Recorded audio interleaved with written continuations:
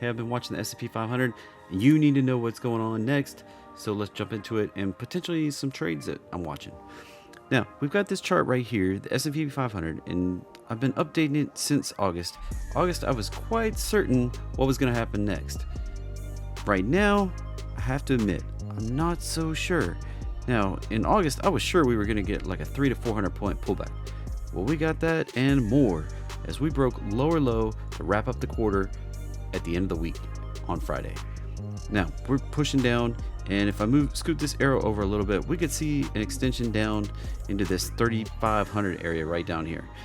If that doesn't hold, well, we could see lower prices, but I want to go through some of the things in the market that are kind of shaping up to be a little more bullish.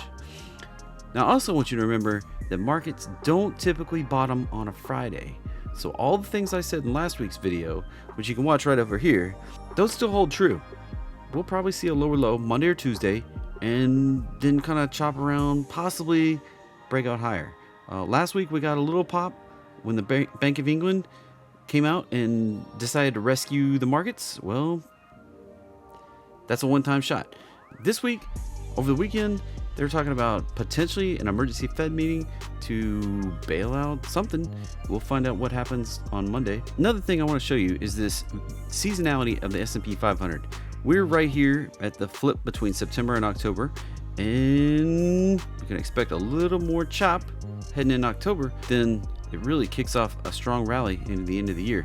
And this is an average over the last 20 years or so. It's kind of looking a little bit on the bullish side running into that end of the year time frame. Another thing to look at right here, the S&P 500 is more than 20% below its 200-day moving average. That has proven to be a relatively lower risk entry over the years every time it kind of dips into this zone right here. You can see the Great Financial Crisis, the dot-com, the Black Monday, the 1970 stagflation, the 1962 flash crash, post-World War II, even the Great Depression are some of the only events that poked all the way down 20% below the 200-day moving average. Another thing I want to highlight, everything, all the sectors were down in September. There were no awesome sectors. Even healthcare that was looked at as the safety haven, it was down also. Real estate kind of leading the way.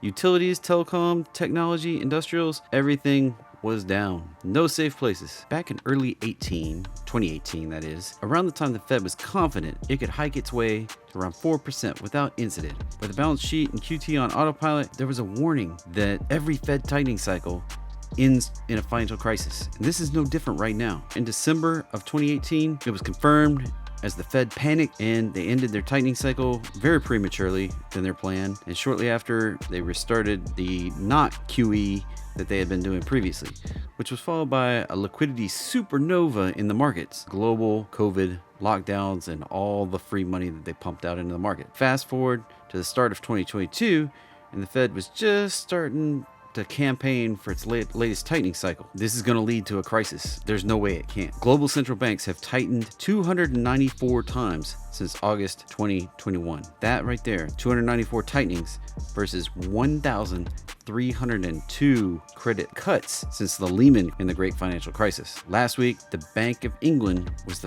first one to jump on the bandwagon and flip their script to quantitative easing. What they were doing was they were bailing out the UK pension funds that were basically in a liquidity crisis. For some bizarre reason, those pension funds have been allowed to use leverage to hedge duration exposure. That leverage was getting eaten up. The Bank of England had to bail out those pension funds. The US Fed has been quite confident they're going to be able to tighten right on plan, but there are some headwinds coming and some potential bad hitting the market and hitting the news, and maybe they're going to have to do a surprise QE and liquidity injection in the markets to keep this thing going. Right now, this is one of those things to keep an eye on. The whole trading environment can change in a flash if they decide to give up on these rate tightenings that right now they have planned through 2023, 2024. They don't plan on giving it up. If liquidity becomes a huge problem in the markets and it's going to tear up the world, well, I think we could see them reverse course very quickly. On a brighter note, one of the things I'm looking at is this BTU chart right here. It has potentially bottomed out. We've made 3 higher lows in a row now, and we're coming up right into this resistance black line that I drew over here.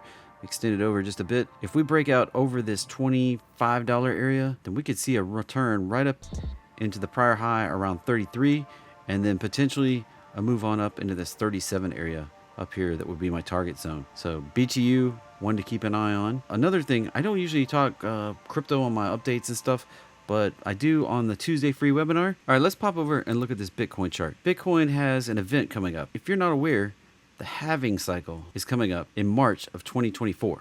That's a little ways out. Something that happens 12 to 18 months ahead of the halving cycle is that we make a low on the chart and we kick off a run into the halving cycle. Do your calculations back. March 2024 minus 12 months, that's March 2023. Let's take, so that's 12 months. Now 6 more months back, let's see, 3 more months back puts us at December 2022. And then 3 months behind that, September 2022. Hey, we just finished September. So right now, between now and March 2023, we're looking at the potential to have a bottom in this cycle of Bitcoin before we kick off the next halving run. This halving run has occurred every single halving cycle since Bitcoin's been a thing. Is it guaranteed that we see a halving cycle run? No. I mean, this time could be different. This time could be the outlier. But the odds are that we do see a halving run. And right now, there's this head and shoulders pattern. We have the left shoulder, the head, and the right shoulder potentially showing up in the Bitcoin chart. And if this thing breaks up, we could see a run up into the 35,000 area. If this thing breaks down, we could see a move down into this 12,000 area.